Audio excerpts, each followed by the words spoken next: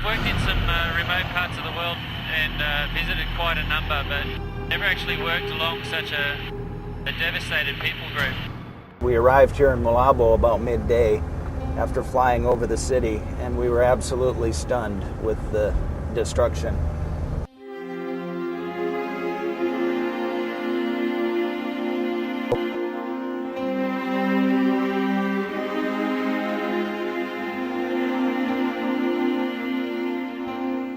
I'm walking down one of the main streets of town here in this village.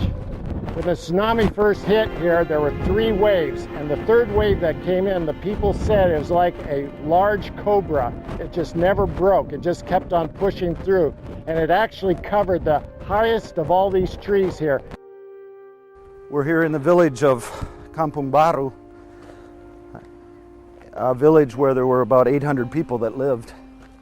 And the water came through here in the low area, was about 40 to 50 feet deep. And the people that lived in this low area, all of their homes were washed away. We've been told that about 150 people died in the low area here. We're here in the village of Panga, and we've just landed with 2 MAF aircraft. And this is one of the first places that MAF came into. When they first came in here, a lot of the people hadn't eaten for 4 to 5 days, and they just swamped the airplanes. Just the village, just right here, they lost about 700 people on the day of the tsunami. We're only working on about 150 kilometre stretch of the coastline of the west of Sumatra, and there's just devastation everywhere we go.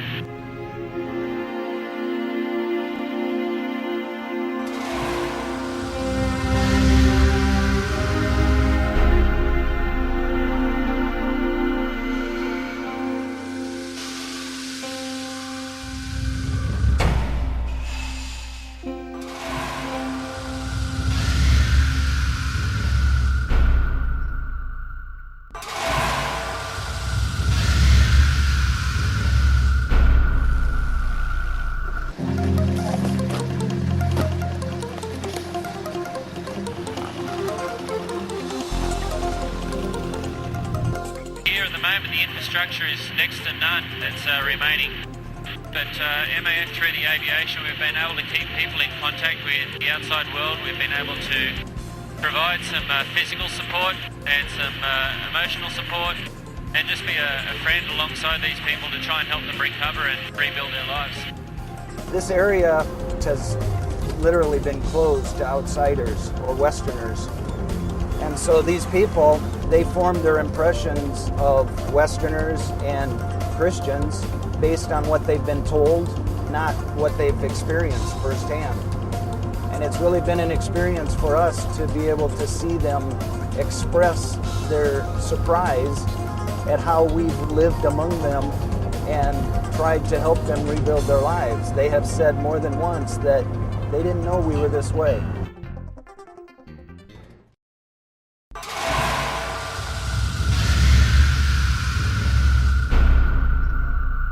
I'd like to welcome you to the Internet Cafe.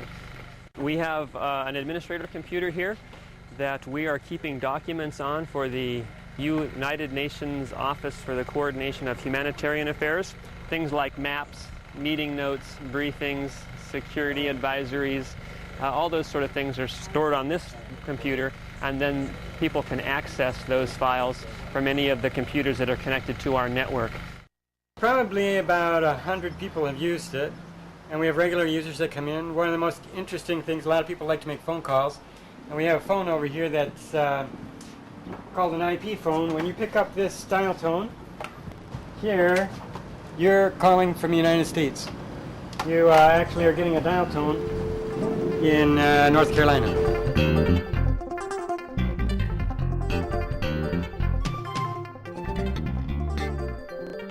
I'd like to see the Indonesian people rebuild their communities for themselves and just to become that self-sufficient once again. They were a great people group before, and I think all we need to do is to be that helping hand to come alongside and just to get them back on their feet.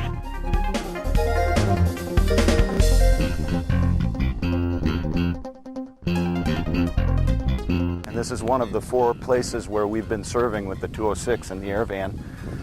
And just this morning when we arrived, I asked the village chief, I said, who all has been serving you? Who's been bringing food in? And he looked at me and smiled and said, only this small plane has been bringing us food.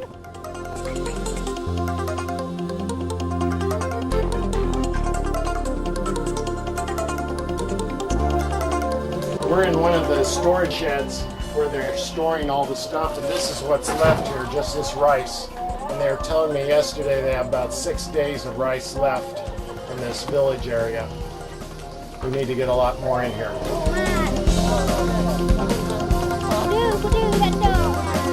It's obvious that, and even from talking with people, they don't want to be up in the relief camps. They want to come back to the land that they know and rebuild what's left of their homes. And they just want life to get back to normal.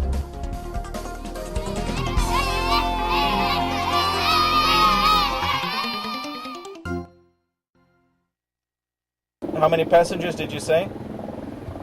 Just one. Okay, yeah, I could do that. 6:30.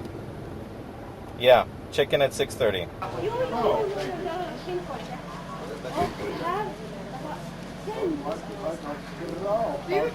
are on the CRS?